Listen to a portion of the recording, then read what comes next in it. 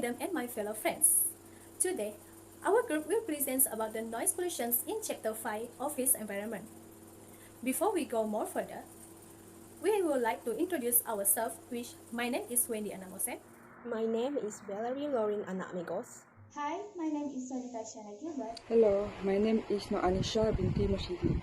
Today, we will present about 5 important points of noise pollution. The first one is introductions, factors, effects, solutions, and conclusions. Now, I will present about the introductions of noise pollution.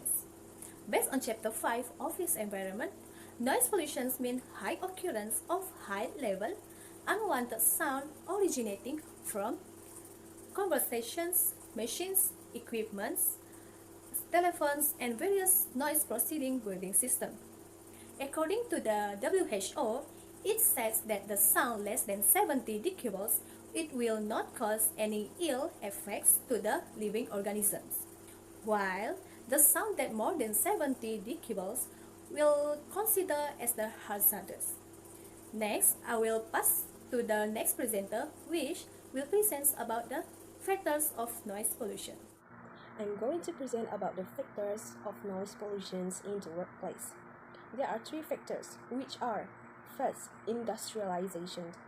Most of the industries would use big machines which are capable of producing a large amount of noise. Apart from that, various equipment like compressors, generators, exhaust fans, grinding mills participate in producing a big noise. Workers in these factories and industries wearing earplugs to minimize the effect of noise to their ears. However, even taking precautionary measures like these, extensive exposure to high levels of noise might damage of their hearing abilities in the long run. Second is transportation.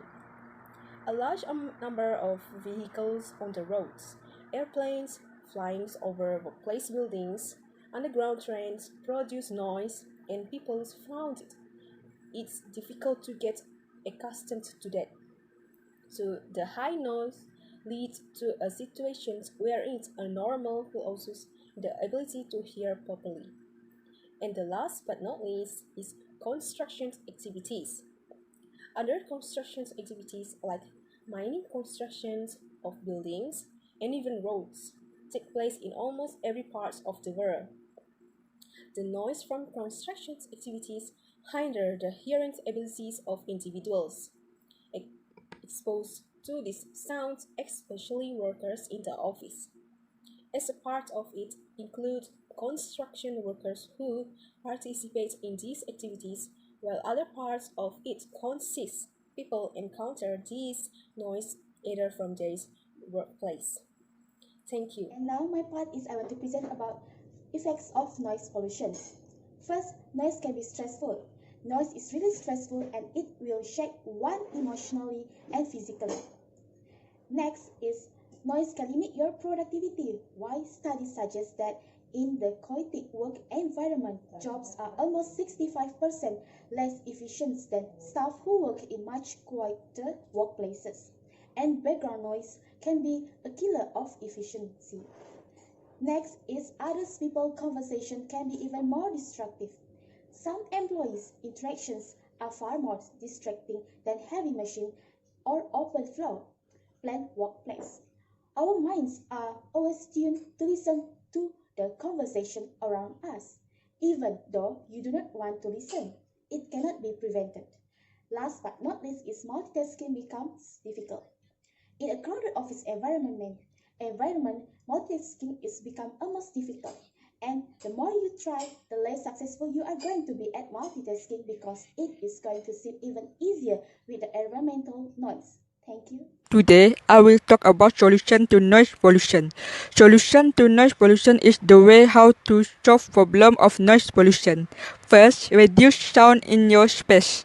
In order to avoid the adverse effects of noise pollution, it is crucial that we are reduced in our living and working space.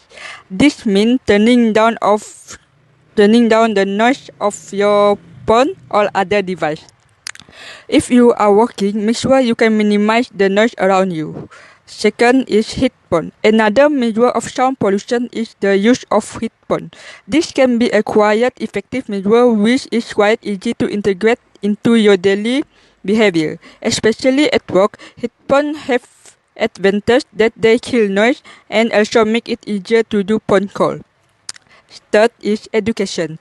Education is always a main source to fight issue. This is also true for the noise pollution problem. We have to make sure that people understand the noise pollution can have dramatic adverse consequences for their health and for the other health. If people understand this, they are more likely to adjust their behavior. Thank you. To conclude, noise pollution is not a good for office environments. It is evident for people less conscious about the noise pollutions. The impact of noise pollutions are rarely experienced, but it can be serious. Hearing loss is the major consequence of noise pollutions, and that is why people need to be educated about noise pollutions, and noise pollution also need to be taken seriously just like the other pollutions. And that's all from us. Thank you.